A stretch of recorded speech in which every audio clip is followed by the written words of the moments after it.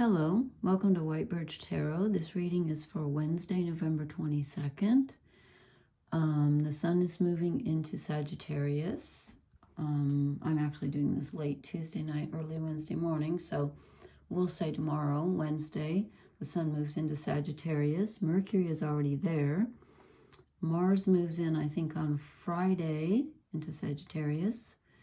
And so the sun tonight is in the very last degree of Scorpio, which feels awful to me. I have had a horrible Scorpio season. I don't know about the rest of you, but wow, this has been really intense with the sun and Mars traveling together. Oh my gosh. And I hope it doesn't do that flicker thing. I don't think it is. Good. I don't know what that was, but anyway, everything's been weird. I'm going to start off with a quote. This is from the psychologist, Carl Jung, who was brilliant. And he said, before I say that, the sun is moving into Sagittarius, okay? Then on the, what day? The 23rd, which is Thursday, it squares Saturn. And then on the 24th, when Mars moves into Sagittarius, then on the 25th, Mars squares Saturn. So we're going to have some... Saturn squares aren't easy, okay? They're not easy, but they do promote growth. But anyway, Carl Jung said this. I found this quote was very appropriate. He said, Saturn is the matrix, and the sun is the light born from it. So if you feel like you're in the darkness right now, don't despair. That's the matrix, and the light's going to come out of it. We hope, right? No, it will. It will. It's got to. So I think the energy is going to get lighter. So I thought I would just do a quick reading. I intended to do, an all signs reading, like 4 signs, one each night for the new Sagittarius season. And I'm just getting over something and I don't have the energy, so I will do that. I also want to do another pick a deck romance reading for the Sagittarius season, but it's not going to be tonight. So tonight's going to be a little quicker. But I just wanted to kind of see, like, what's the tail end of Scorpio? Don't let the door hit your you-know-what on the way out. And the beginning of Sagittarius season going to be like. And also, what's this sun square Saturn going to be like? And it looks very... interesting. Okay, so I start off with, and I might move around on this reading. These are the Welsh cards. I'm just addicted to these. I love them. The 3 of Swords. So there's been something painful that you've discovered during Scorpio season. I wouldn't be surprised. There's something painful. And it's... Okay, swords are usually thoughts. And of course, if it's painful, it affects your emotions as well. But this is something that you thought of, something that occurred to you. And again, I'm getting a feeling of the past. Not for everyone, maybe, but I think it is. What's interesting is that then we get into 2 knights, and I will talk about them. But we're flanked. We have the 3 of Swords, and then we have the 10 of Swords on the end here, which is like, I can't take anymore, I'm done, I'm just done. But that's good because it's the end, and we are at the end of Scorpio season, and so is she. She's like, please, Scorpio season, just go away, just go away. It is going away. But I just found it interesting that we have those 2 cards flanking this masculine energy in the middle. So we have the Knight of Wands, which is fire. Sagittarius is a fire sign. So I think this is the sun moving into Sagittarius. And possibly Mars also, as I said on Friday. And if you'll notice, he's pointing to the left. So he's looking back at something in the past. This 3 of Swords, I think this is a past hurt. I mean, it still hurts, don't get me wrong. But it's something that came up during Scorpio season from the past that's really hurting you now. And he's facing it. Okay, with his fire energy, he's facing it. It's like facing down a fear or something from the past. he's facing it with courage. The Knight of Wands is nothing if not courageous. So you're going to start standing up to whatever this pain is that you have discovered that came up during Scorpio season. He's almost like holding it off, warding it off with his with his wand, and he's meeting it with a brave face. So that's good. And then we get the Knight of Pentacles. So we have two knights in the middle here, and he's moving forward. And he's Earth. Pentacles are Earth, and Saturn is Earth. Saturn rules Capricorn. And so he's moving towards the Ten of Swords and saying, okay, something's been like, you can't take anymore, but that's okay because I'm bringing you something new to work with. This, I feel like, I don't know why I feel like this is whatever, there might have been something that came up to your awareness during Scorpio season that you didn't really know was in, like new information, but not so much new information about the present. I still feel like this is related to the past. I don't know why, but I just do. You may have learned something or had some memories come up, or you're grappling with something that you've been grappling with for a while, but it has to do with the past. And he's moving forward with some, something for you to work with. So Saturn is responsibility and its structure. It can be he can be a very hard taskmaster, but he also gives you something to work with, something, something that you can hold in your hand. So here comes some good solid energy, and we need that. With the Three of Swords and the Ten of Swords, we need the Knight of Pentacles on our side. And here we've got the Knight of Wands. He's standing guard, and he's using bravery to face down whatever has got you worked up about the past. Okay, there's a lot of wands in this reading, and I'm not surprised because of the Sagittarius energy. Then we get the Nine of Wands, and this guy's been through a battle. Again, I feel like he's just coming out of Scorpio season, but he's defending his ground. Okay, he's made it through, and he's defending his ground. He's okay, but you might need to take care of yourself. This feels like self-care to me right now. And then we get the King of Wands, which is really good because we need this. This is having your physical energy and your spiritual energy under control, and being, just finally having a little bit of motivation, which I feel has been lacking during Scorpio season. Your motivation might be coming back, and he's a very calm King of Wands. He's fiery, but he's settled. He's old enough to know that he doesn't need to jump up right now and, go full tilt or anything.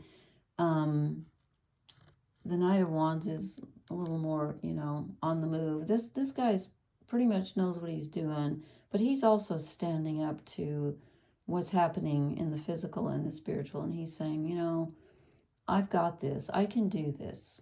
I can do this. And then we get the Eight of Wands. We get some movement finally. I feel like things have been stagnant and very internal. And this is external movement. This is actually physical change. Things are finally moving forward. And that's good. That's good. And then finally we get a major arcana, which we haven't had for ages, if you'll notice. Caradwin. I'm probably saying that wrong. So she's the equivalent of the High Priestess. She's the feminine energy. And Venus is in Libra right now. Venus rules Libra. And I forget, when was Venus? Venus had a thing with Pluto. Oh, that was, whoops, knocked my pen off here. No. That was ages ago. That was on the 6th. Why was I thinking that Venus was just doing something?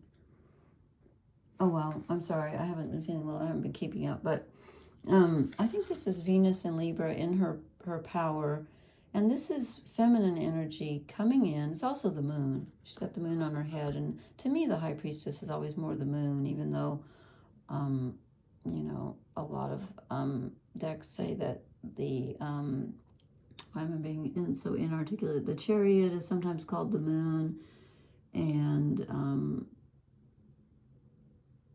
there's a moon card. So, but this is the High Priestess. She's feminine energy. She's your intuition.